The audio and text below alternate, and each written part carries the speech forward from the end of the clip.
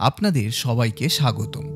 আজকে আমরা একটা ক্লাসিক গেমের ইতিহাস জানব, যা শতাব্দী ধরে মানুষের মধ্যে জনপ্রিয়। সেই গেমটি হলো সাপ লুডো।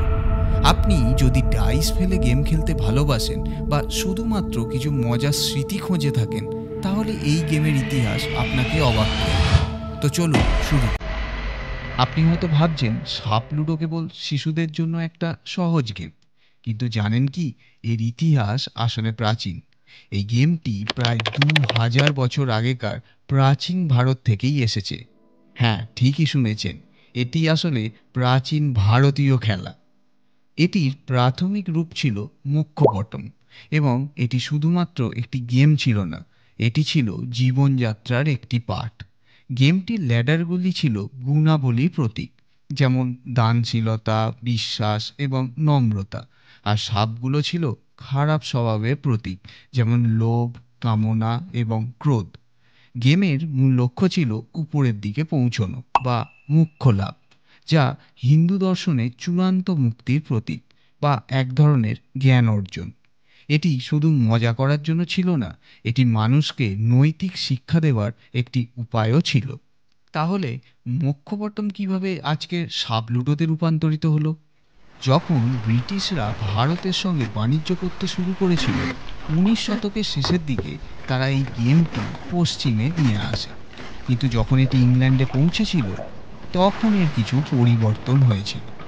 ব্রিটেনে গেমটি অনেকটাই সরলীকৃত হয়ে শিশুদের খেলায় পরিণত হয়, যেখানে আর নৈতিক শিক্ষা দেওয়ার কথা ছিল না।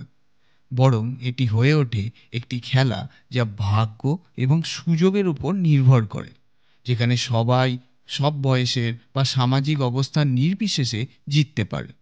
ল্যাডার এবং সাপ, সেগুলো এখনও ছিল, তবে এখন তারা শুধুমাত্র ভালো এবং খারাপ ভাগ্যকে উপস্থাপন করত। ল্যাডার আপনাকে ওপরে উঠতে সাহায্য করত, আর সাপ আপনাকে নিচে নামিয়ে আনতে। এটি পুরোপুরি হয়ে উঠেছিল ডাইসের রোলের উপর নির্ভরশীল। আজকের দিনে সাপ লুডো একটি গেম যা সারা পৃথিবীর শিশুরা এখনও উপভোগ করে। এটি বিভিন্ন ধরনের সংস্করণে পাওয়া যায়, ক্লাসিক বোর্ড গেম থেকে শুরু করে অনলাইন অ্যাপ পর্যন্ত। তবে যেভাবেই খেলা হোক, গেমের মূল ভাবনা একই থাকে। এটি একটি সহজ প্রতিযোগিতা, যেখানে অনেক অপ্রত্যাশিত ঘটনা ঘটতে পারে। এটি সত্যিই অবাক করে যে এমন একটি সহজ গেম শতাব্দী ধরে এত জনপ্রিয় থাকতে পারে। এবং এটি শুধু মজারই নয়, এটি আমাদের দেখায় যে আমরা যেসব জিনিস ছোট বা সাধারণ মনে করি, সেগুলোর মধ্যে কতটা ইতিহাস ও সংস্কৃতি রয়েছে। আপনারা জানলে হয়তো অবাক হবেন, সাপ লুডো আসলে মনোবিজ্ঞান এবং শিক্ষামূলক তত্ত্বেও ব্যবহৃত হয়। এটি শিশুদের পুরস্কার এবং শাস্তির ধারণা বুঝতে সাহায্য করে, এমনকি গাণিতিক দক্ষতা শেখাতেও। তাহলে পরবর্তীবার যখন ডাইস ফেলে গেম খেলবেন, মনে রাখবেন, এর পেছনে কেবল ভাগ্য নয়, ইতিহাসও রয়েছে।